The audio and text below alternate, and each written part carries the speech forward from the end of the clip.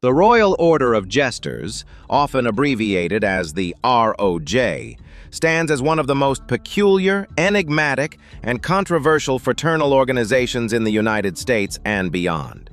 It is a secretive offshoot of the Shriners, an already exclusive fraternity known for its philanthropy, hospitals, and flamboyant public parades. While the Shriners are recognized for their charitable works and colorful visibility, the Royal Order of Jesters represents a far more private, inward-looking, and enigmatic tradition. Rooted in themes of laughter, amusement, and secrecy, the Jesters combine the air of a social fraternity with undertones of mystery and exclusivity that have long made them a subject of intrigue. To outsiders, they appear to be little more than a brotherhood devoted to humor and fun. Yet to those who study the group closely, the Royal Order of Jesters is much more. A complex society where the symbolic figure of the court jester is elevated into a sacred emblem of life philosophy, camaraderie, and controversial indulgence. The origins of the Royal Order of Jesters date back to the early 20th century, when a group of Shriners sought to create an even more exclusive club within their ranks. In 1911, in Buffalo, New York, a group of men traveling to an official Shriner event created a parody organization meant to embody the lighter, more jovial side of fraternal life. They wanted a society less burdened by the formal obligations, rituals, and philanthropic responsibilities of the Shriners, focusing instead on fun, laughter, and mutual enjoyment. At the heart of this movement was the symbolic role of the jester, a figure known throughout history as both entertainer and truth-teller, someone who could speak freely, mock authority, and use humor to illuminate uncomfortable truths. The founders of the Jesters adopted this imagery, shaping their new order around the guiding motto, "Mirth is King." This phrase became the central ethos of the fraternity, suggesting that laughter, joy, and amusement were not only important, but sacred. Structurally, the Jesters were modeled as a selective, invitation-only society. Unlike the Shriners, who could be joined by petition, the Jesters required personal invitation and initiation, making them far more exclusive. This exclusivity created a mystique around the group, and it also fostered a sense of elitism among its members. Local chapters, known as courts, were established across the country, and soon the Royal Order of Jesters spread widely among high-ranking Shriners, business elites, and men of influence. Each court followed the same guiding principles, but also developed its own traditions of social gatherings, parties, and humorous rituals. Membership became not only a status symbol, but also a sign of being part of an inner circle of men who valued humor and entertainment above all else. The symbolism of the jester is perhaps the most fascinating aspect of the organization. In medieval courts, jesters were paradoxical figures, seemingly lowly entertainers, but in reality, they held a unique position of privilege. They were the only ones who could mock kings, criticize nobles, and speak truths disguised as jokes. This duality, of being both playful and profound, inspired the Jesters to adopt the figure as their central emblem. The Royal Order of Jesters took the image of the jester and elevated it into a sacred symbol of brotherhood, freedom, and joy. Members often adorned themselves with regalia featuring jesters' caps, bells, and humorous motifs, reinforcing the light-hearted yet mysterious nature of the fraternity. This imagery created a strong identity for the group, distinguishing it from other Masonic bodies. At their gatherings, the jesters engaged in elaborate rituals and ceremonies, though these were more playful and comedic than the solemn rites of Freemasonry. Their meetings were characterized by skits, jokes, songs, and humorous pageantry, all designed to promote laughter and good fellowship. The guiding principle was that within the court, members could let loose, abandon the stiffness of their daily lives, and embrace the absurd. Yet despite this emphasis on humor, the rituals carried an air of secrecy, and details about them remain closely guarded. To this day, Much about the ceremonies of the Royal Order of Jesters is unknown to outsiders, adding to the mystique that surrounds them.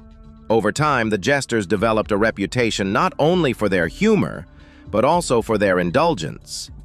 Unlike the Shriners, whose public face was tied to philanthropy, the Jesters were more focused on private entertainment and camaraderie.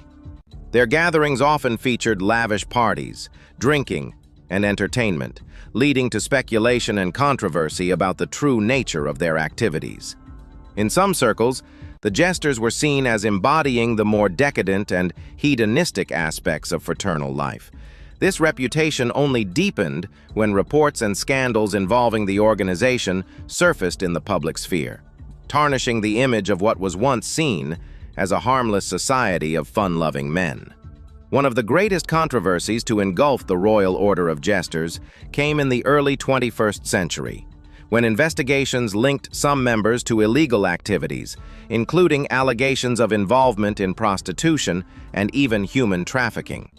While these cases involved only certain individuals and not the entire order, the publicity surrounding them cast a long shadow over the fraternity. News reports revealed that some jesters had engaged in unethical and illegal conduct during their gatherings, sparking outrage and leading to questions about the culture of secrecy that allowed such behavior to flourish unchecked. For critics, these scandals reinforced suspicions that the jesters' emphasis on secrecy and indulgence provided a cover for misconduct. For defenders of the order, the actions of a few members were unfairly used to smear the entire fraternity. Nonetheless, the controversies exposed the darker side of a group that had long presented itself as dedicated simply to laughter and fun. Despite these controversies, the Royal Order of Jesters continues to exist, with courts still active across the United States and in other countries. Its members remain devoted to the guiding principle of mirth, and the fraternity still appeals to those who enjoy camaraderie, humor, and the bonds of exclusivity. Many members view the order as a refuge from the pressures of daily life, a place where they can gather with friends and embrace the healing power of laughter.